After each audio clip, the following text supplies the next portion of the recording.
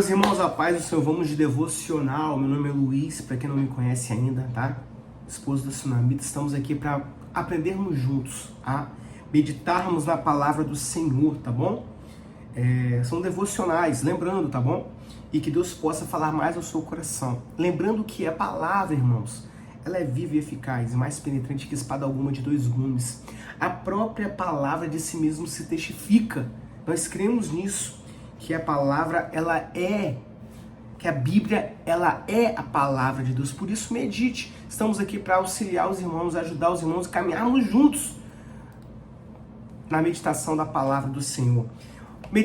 Devocional de hoje, Marcos capítulo 3, e tem 4 títulos no capítulo de Marcos. Nós vamos falar sobre o homem da cura da mão mirrada de um homem.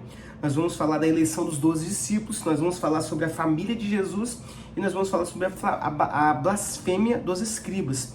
Eu quero começar hoje o devocional pelas partes menores, tá bom? Do capítulo. E uma das partes menores é a eleição dos 12 discípulos. Do versículo 13 ao versículo 19 de Marcos capítulo 3, vai mencionar a escolha dos 12 discípulos, tá bom? Então é importante que os irmãos leiam para compreendermos quem foram os discípulos, é muito importante.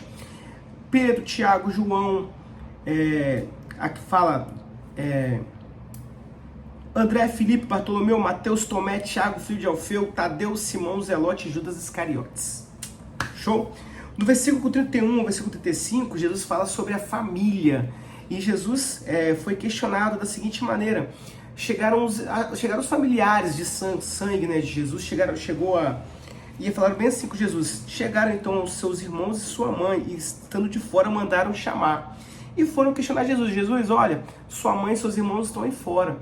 E ele, como estava pregando as multidões,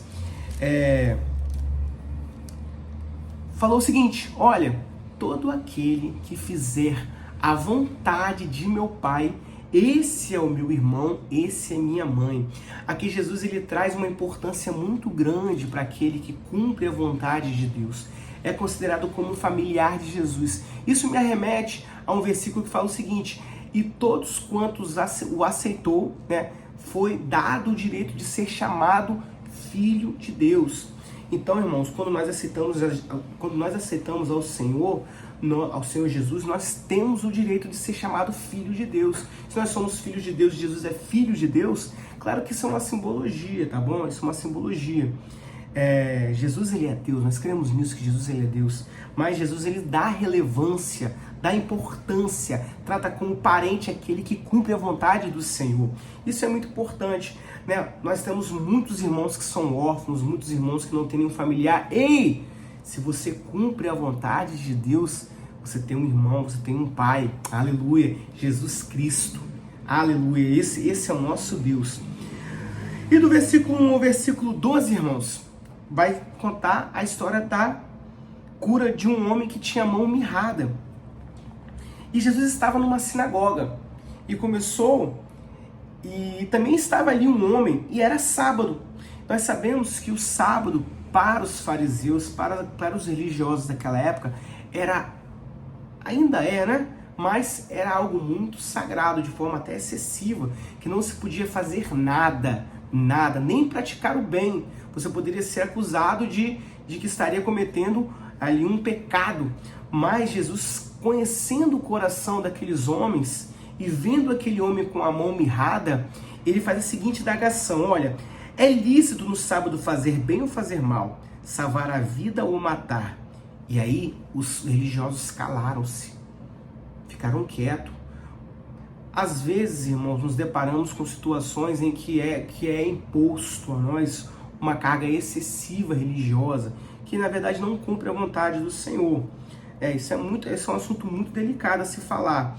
Mas Jesus, conhecendo o coração daqueles religiosos, e Jesus conhece o coração, Jesus esquadrinha os corações, sabendo da dureza do coração. Olha o versículo 5, fala o seguinte: olha, e olhando para eles, Jesus em redor, com indignação, condoendo-se da dureza do seu coração, disse ao homem: estende a mão. E o homem estendeu a mão, e foi-lhe restituída a mão sã como a outra. E a Bíblia fala, irmãos, eu estou aqui com a palavra, tá bom? E a Bíblia fala o seguinte, olha, E tendo saído os fariseus, tomaram logo conselho com os herodianos contra ele, procurando ver como o matariam. Isso trouxe a cura. Olha que interessante, que a palavra de Deus começa a falar aos nossos corações. A cura de uma pessoa enferma trouxe revolta e indignação ao ponto desses religiosos quererem matar Jesus pela cura que foi realizada no sábado. Jesus ele veio para salvar. Jesus ele veio para curar, para libertar. Essa é a verdadeira religião. Jesus que nos liga a Deus. É Jesus que é a verdadeira religião. A palavra religião tem um significado de religar, né? De tornar de volta a ligação que uma vez havia se rompido. E Jesus, ele movido de compaixão, ele foi e curou a mão daquele homem que tinha uma enfermidade. E Jesus quer fazer isso conosco, irmãos. Às vezes nos colocamos debaixo de uma situação religiosa, mas Jesus ele quer realmente que nós venhamos a reconhecê-lo como único e suficiente Salvador e que realmente nos convertemos de coração e aí sim Ele entrará com providência em nossas vidas. A partir daí, Ele, o Senhor Jesus, Ele irá operar em nossos corações, em nossas vidas. Não precisa de fazer sacrifícios penosos, não precisa de muita coisa. Não, só entregar o teu coração, a tua vida e se converter dos seus maus caminhos a Jesus, que Ele entrará com providência na sua necessidade. Por fim, a Bíblia nos conta que Jesus foi para uma casa. Após a cura da mão mirrada do homem, ele foi para uma casa e os parentes do dono da casa ouviram isso e começaram a tentar parar aquela situação. Olha só, e quando seus parentes ouviram isso, saíram para o prender, porque diziam, está fora de si.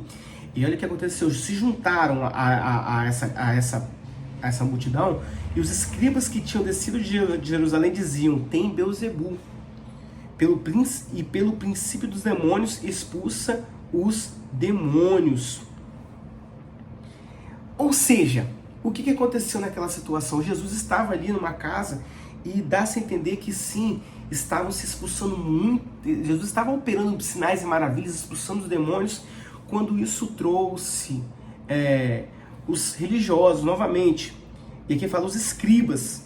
Ele fala o seguinte, olha, Jesus expulsa em nome de Satanás. E aqui tem um versículo muito interessante, que é o versículo 27, que vai falar o seguinte, olha, ninguém pode roubar, olha só, irmãos, ninguém pode roubar os bens do valente, entrando-lhe em sua casa, se primeiro não manietar o valente, e então roubará a sua casa. E aqui Jesus fala o seguinte, olha, o Satanás não expulsa Satanás. O reino não pode ser dividido, porque se o reino for dividido, esse reino não subsistirá. Então não existe isso de Satanás expulsar Satanás.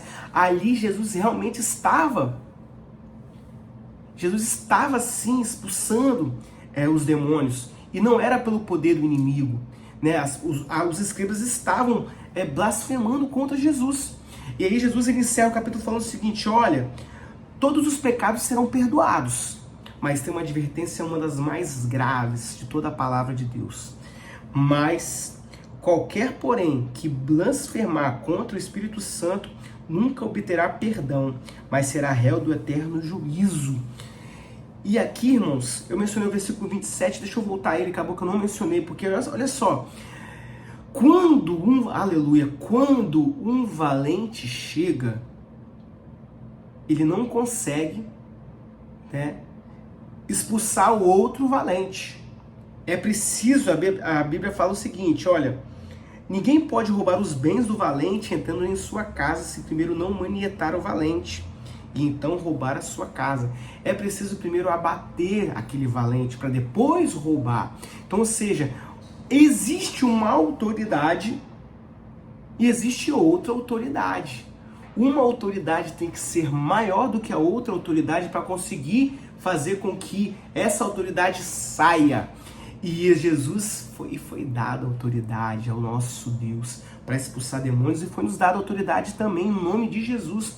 O nome de Jesus tem poder, aleluia, para repreender todo o mal. Aleluia. O valente Jesus, quando chega, não tem quem fique, tá bom? E uma advertência muito importante. Cuidado, tá? Porque a blasfêmia contra o Espírito Santo, ela não tem perdão. Que Deus te abençoe, que Deus possa falar mais do seu coração. Se você chegou até aqui, se inscreva no canal, deteste um comentário e compartilhe para que a palavra do Senhor alcance mais vidas. E olha, mesmo em um mundo cheio de conhecimento, cheio de pregadores, muitas pessoas ainda não conhecem a verdadeira palavra do Senhor. Que Deus te abençoe.